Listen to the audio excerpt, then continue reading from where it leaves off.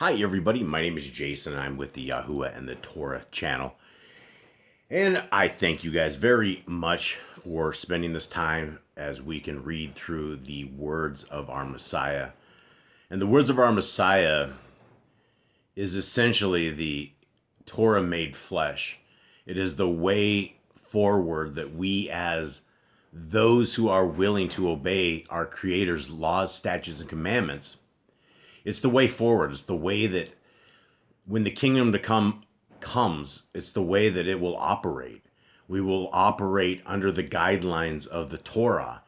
And the Torah is good until heaven and earth pass away. That is what our Messiah says in the regular Besorah. And so as we go through the words of our Messiah, it has helped me to chisel away at a tremendous amount of defects that I have as a human being. Definitely defects that I have as a citizen of the kingdom to come. It's always a walk, and it's always an amazing understanding once we can figure out the right way forward. And so there's a lot of value in these readings, and I thank you guys for reading them. Now, Yah Scriptures is the greatest English translation of scriptures that you will ever find. It's absolutely free of charge. You guys can download everything we're going to be reading here is absolutely free of charge. If you guys go to yahscriptures.com, right here at the top is the downloads. And in the downloads, there's literally every different way that possible that you guys can get Yah Scriptures. And again, it's absolutely free of charge. And so the very first 66 book is the very first link right there. It's first edition, revision 6 PDF, the exact same one as the book. Second line down is Yah Scriptures. It's the Apocrypha. And it is the book that we are reading out of right now, the very last book in the Apocrypha. And this has 35 or 36 different books. There's a lot of different books that have been hidden, that have been restored with our Creator's name, His Son's name, and they are amazing. And for those of you who like eSword, the eSword module is out there. Now, we're a little bit behind on the eSword module, but this will get you pretty much everything. We will get a final release of the eSword module at some point soon.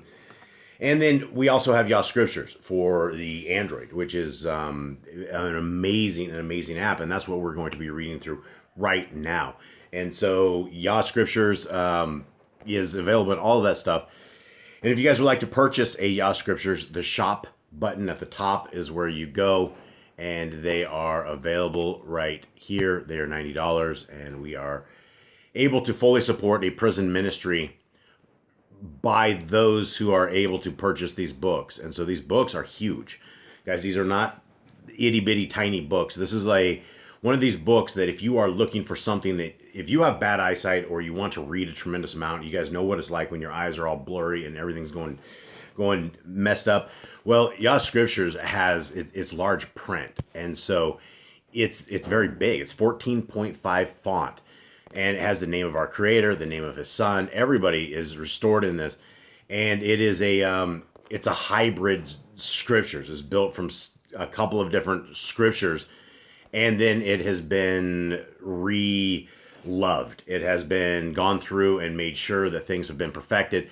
And so far, guys, it has been an amazing adventure to be able to have any part in the hand of the Word of our Creator. We don't take this job very lightly. It is something that is we worried about, we still worry about, and we wanted to get as perfect of a version of Scriptures out that we could possibly get out there. And I think we've done a pretty good job. Only time will tell. But for those of you who are interested in a prison ministry, I'm going to be always blowing the shofar for anybody who is willing to be a part of a prison ministry. This is something that we have stuff for people that are willing to take on cases that are with brothers and sisters that are going to be free at some point. And then we're also looking for brothers and sisters who are willing to take on cases of our brothers and sisters on death row, who all have basically an exit time on their lives. And so we're trying to minister to both groups of these. We have a system now that if you guys are able to come on board, we can link you in with people almost immediately and with the letter, a default letter that we send out there, and then as people reply, if you guys can tend the fields and love these brothers and sisters and give them answers for questions, give them a view into the outside world, and share not just the gospel, but share the Torah, share the entire scriptures. And what we're able to do with Yah Scriptures is we're able to get a big Yah Scriptures, a 2.5-inch book, into these brothers. So far, most of them were able to get through the prison system. And so these guys can sit there and they can read the word of our Creator in large print. And then everyone, as we're talking to them, we can discuss what it says. And they, the guys that are reading it, so far we have hundreds of Bibles that have been shipped. And the people are it is just a really, really amazing experience to see this fruit come by, and the people reading the scriptures, seeing all these prisoners read their scriptures, and loving the word of our Creator. The word of our Creator is the most blessed thing that we could ever have. And we have it.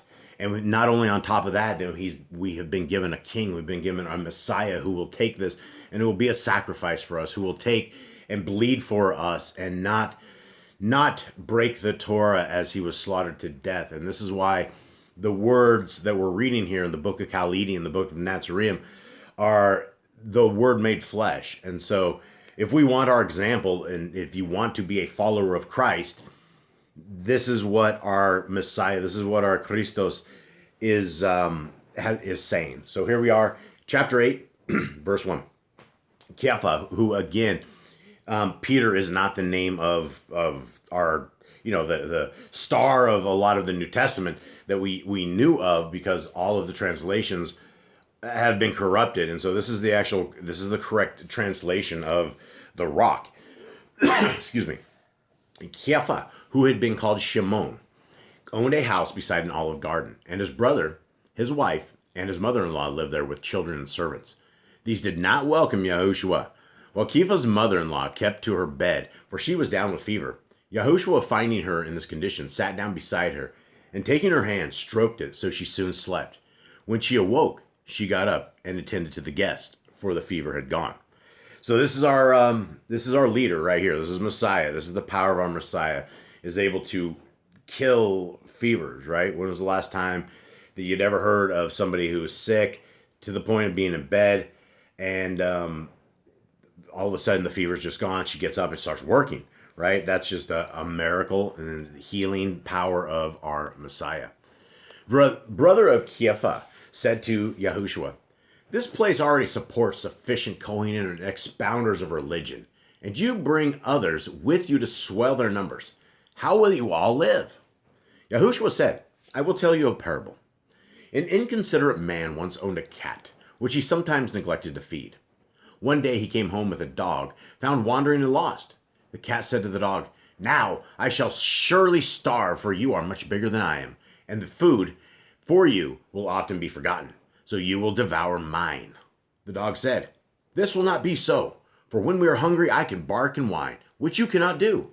This will show the master we are hungry, and we will both be fed.'" Now, this is the incredible thing, right? This guy is accusing Messiah of bringing all these other people, and there's already a ton of religious people all around. And the story is there's room for more, and by having more, certain things that were unable to be done and were unleft and were not being taught can now be taught. So there's room for those who are with Torah.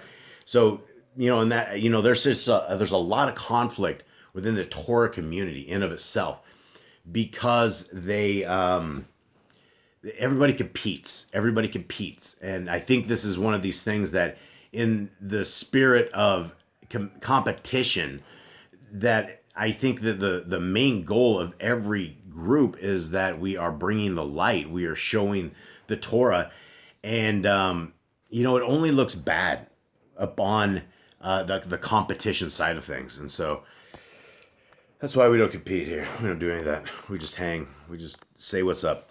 4, later, while they were dining, Yahushua said, "Men may say I am the scourge of the Perishim, but this is untrue. For many of these are reverent men, whom it would be unworthy to lash with the tongue. It is the painted paraschium, the hypocrites pretending to be what they are not, whom I criticize. Now, this particular verse right here gave me a whole new understanding on the Pharisees and the Sadducees. And up until this point, based upon what I had read from the regular 66 book, is that the Pharisees, they were bad troublemakers, and there were a tremendous amount of them. And so we don't have a very good understanding of who the Pharisees are, because all the ones that we saw in scriptures in the regular 66, well, they did evil stuff, right? They're out there plotting and planning, and there's enough of them, it seems, that they are able to get a man tortured to death and killed. And so, as I have always talked bad about the Pharisees, when I started reading this, I kind of got the understanding that Messiah doesn't think what I thought, and so I should probably realign my thinking in of that, and probably not judge unrighteously, right? If Messiah is clearly saying that many of them are reverent men, who am I to say they are all bad? So anyway, I've realigned my own thinking based upon that. 5. These are those who carry their These are those who carry their goodness on their shoulders for all to see. Those who say, "Tell me my duty and I will do it. Show me my obligations and I will carry them out." Those who bow to the ground so their eyes may not look on passing women. Those who trip over their feet with excessive humility, and those who do good out of fear. I bring their faults into the light of day, so they may benefit from their own shame. So Messiah is talking about the people, the Pharisees, or they could be anybody, right? These words are to all of us, and it tells us a way that that we should be walking and understanding, right? And so if we are doing things out of fear instead of out of love, then we need to realign what we are doing. And our obligations are to the kingdom. The obligations that we have, which is the Torah, we need to do out of love, because our Creator has given us life. He gave us breath. He gave us an opportunity to make the most out of this place that we live under this ginormous dome that we call Earth. This is our chance. This is our ability, and He's given us a way forward. And the way forward is the first 5 books of scriptures: Genesis, Exodus, Leviticus, Numbers, Deuteronomy. 41,000 different religions reject them. And so when you reject them, by default, you're rejecting our Creator. And by default, there's no way you can say that you love your Elohim, God, Yahuwah, with all your heart, with all your mind, with all your soul, when you reject the first 5 books of scriptures. It's impossible. You can be in delusion. You can lie to yourself, which all the Christians do and all the religions do, because they say that they love God with all their heart, mind, and soul. And then when you tell them there's a dietary laws, they will crucify you, laugh, as they have a giant pig roast, and they will eat all these unclean foods. And we have a list of clean and unclean foods for our safety. It's not for our persecution. And that's what the Christians have been brainwashed into thinking, is the laws of our Creator are persecution and bondage and things that are just way too hard to deal with, and nobody can keep the law, which is absolutely ridiculous, because absolutely all of us can attempt to keep the law, and all of us are going to trip and fall every single day over pieces of the law. But if we're not doing any of it, what are we going to do on Judgment Day when Pops comes in and says, beat it, and his son comes in and says, I told you guys that you're going to say, cast out demons in my name and do many crazy things, and I told you it wasn't of my will. Depart. You guys are judged. The day of accounting has come, and you did not live up to our obligations. And our obligations are to keep what our Father commanded. He loved us, so we should love Him, right? That's the way it is. It shouldn't be that we're a bunch of rebellious, disobedient children going against everything He says. Anyone who's a parent, can you guys just even start to fathom the amount of disrespect and the amount of hands-on you'd probably want to do to your kids if they rose up the same way that the majority of the religions rise up against our Creator. Nobody keeps Sabbath. Nobody keeps appointed time. Nobody keeps any bit of Torah. And so here we are in a very godless society. Now, continuing on. 6. The brother of Kepha said, Adonai, we are respectable people and live among our own kind. For a man who works among goats always carries some of their smell. Why do you associate with wrongdoers? So this is a profound question, right?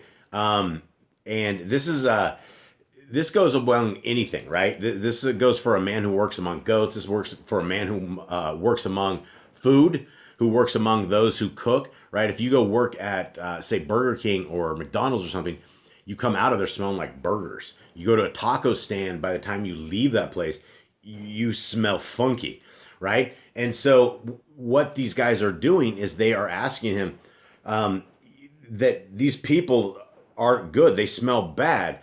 Why are you going amongst them? Because you smell bad is what they're insinuating. So Messiah, the great debater and the great one with knowledge, said, I prefer the wrongdoer who is aware of his deficiencies to the good man who is overly aware of his goodness. Is the starving and desperate man who steals to feed his hungry children bad, while the overfed, respectable man protected from temptation by wealth ill-earned is good? Which of the two needs compassion? Holy moly. Wow. Look at this. This is incredible. The words that come out of our Messiah, the words that he talks about. This is just, wow. Right. There's us about, there's a lot of us out there that never miss a meal, right? We never ever miss a meal. And there's a tremendous amount of people out there who miss sometimes one, sometimes two, sometimes they don't eat until for a long time, right? So who's better? Those who are out there that have to steal to even eat, or us who are sitting where we have tons of food and we don't have that same temptation, right? And so this is another one of these things that it's a mirror of the Torah. And when I look at this, I fall short. I fall short on all of this, right? This is the road to the kingdom. The kingdom is the people who truly love their neighbor as themselves. The people who will not disobey the Torah, the people who will not disobey the king, the people who will want to walk in a world of holiness, a world of Kodeshah, right? So continuing on, Messiah goes into the Haikal, the temple. Going into the Haikal makes no one good unless goodness is already established in their hearts. No truly good man can serve the Father devotedly for an hour and then turn his back on him for the rest of the day. Boy, this is one of these Christian things, right? And I will tell you, as a lifer in the Christian religion, that was me. That was us. That was my mother. That was what we knew. We would go to church on the wrong day on a Sunday because we thought God changed it because that's what somebody told us. And since we never read scriptures in religion, you're spoon-fed from various places, chapters, and that's extremely dangerous because you don't know the context. You don't know what in the world anybody's talking about when you just take a verse and you make that verse your doctrine, right? You absolutely need to seek out the entire book from front to back and the Apocrypha to truly get a good understanding of all of this, right? So this is saying that, hey, just because it's a Shabbat, and for those of us who just stop everything on a Shabbat, right, and we keep the Shabbat, that is an absolutely wonderful start. But we have verses like Deuteronomy 6:4 that talk about writing these words upon our heart, mind, and soul as frontlets between our eyes, as posts on the doorpost, as a sign in front of our gates. It's supposed to be what we talk about when we get up and when we go down to sleep. We embrace it, and we embrace our kids with this, right? That is a daily thing. So for those of us that are good at keeping the Shabbat, are we reading our scriptures the rest of the week? Are we praying? Are we in sync with our Creator? Are we doing this every single day? Or are we just doing it on a Shabbat and we're here? Because Messiah is very clearly talking about what does the other 6 days look like, right? What do the rest of your days after Shabbat look like? When we were in the Christian religion, we would, after church, we would go and buy stuff, right? And we would go out to eat, and we would have people serve us, and we would people would watch TV and do a whole bunch of worldly garbage. It's the wrong day. It didn't matter that we were actually doing any of that, because it's actually not even a day of worship to our Creator, so it doesn't matter. And our Creator doesn't live in temples of things that man make. Now, continuing on, Yahushua went outside to where there was an open space surrounded by trees, and here a crowd started to gather around him. While he was speaking, a man pushed through in distress, and coming close to Yahushua, begged him to come and save his young daughter. Yahushua said, "I will go to her immediately after I leave here." Now a leper stirred apart from the crowd, and Yahushua went over to him, saying, "Do you want to be made well?" The man answered, "O Adonai, you could make me a new man if you would only will it to be so." Yahushua touched him, and the man's affliction began to depart. Yahushua said to him, "Go to a Kohen, taking the prescribed offering of your cleansing, and he will testify to the cure." Okay, there's a tremendous amount to be said and heard in all of this. For those who think that Messiah Yahushua, those who call him Jesus the Christ, came and got rid of the Torah, this entire 2 verses prove without a shadow of a doubt that not only does he not get rid of the Torah, but he upholds the Torah. So we have a leper, somebody who's unclean, somebody who would be outside the city gates. They would not be allowed near the people, right? He came and he talked to Messiah Yahushua, and Messiah Yahushua says, "Do you want to be made well?" And the man says, "You could make me a new man if you would only will it." Messiah touches him, right? Leprosy is gone, right? In the first 5 books of Scripture, the books that everybody has said they don't matter, have no value. Well, the first 5 books tells us the exact set of what we need to do. If you are cleansed by if your leprosy leaves you, do you have a Kohanim check it, right? If the Kohanim's good, you have an offering. You need to take your whatever offering it is for your cleansing, and he will look at you and see if you're good, right? The priests were like the doctors as well. These guys knew bad sickness and good sickness, which is why if we reject the Scriptures, then all of these things of understanding of just basic sickness and basic health, we don't have, because we don't know the Torah. And so we are at a loss. We are behind the times. We are not as astute as the human being that has the Torah and is very studied up in the Torah, because those people are going to be wise. They're going to understand the heart, mind, and soul of our Creator, the heart, mind, and soul of His Son, and the heart, mind, and soul of the concept of the kingdom to come. The kingdom to come is set for those who love our Creator, love His ways, and love everything about it. It's not a wishy-washy place to go. Whenever the second Exodus comes, whenever the world gets to the point that it is so over and it's just game over, and Messiah goes down into a city that drops into Mount Zion, and the messengers of our Creator take those who are His over there, and people reign. They reign for 1,000 years. That's what Scriptures talks about. There's another Exodus that is coming.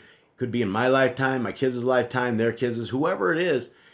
It's going to be coming. And if you're not ready, if you're one of the foolish virgins, if you don't have oil in your lamp, then what are you going to do? What are you going to do? Continuing on. This goes on about the people who are they just saw what happened, right? Those about said among themselves, "He heals unlike other Kodesh men. For those he cures seems to be filled with a strange form of vigor." As Yahushua went back into the gathering, a centurion came up to him and said, "I have heard of your powers from many people, and my son is at home and in great pain. Will you kindly heal him? And for this, I will be forever grateful." Okay, so we have a centurion coming up. This is a Roman guy, right? This is not a Hebrew person. This is the rumor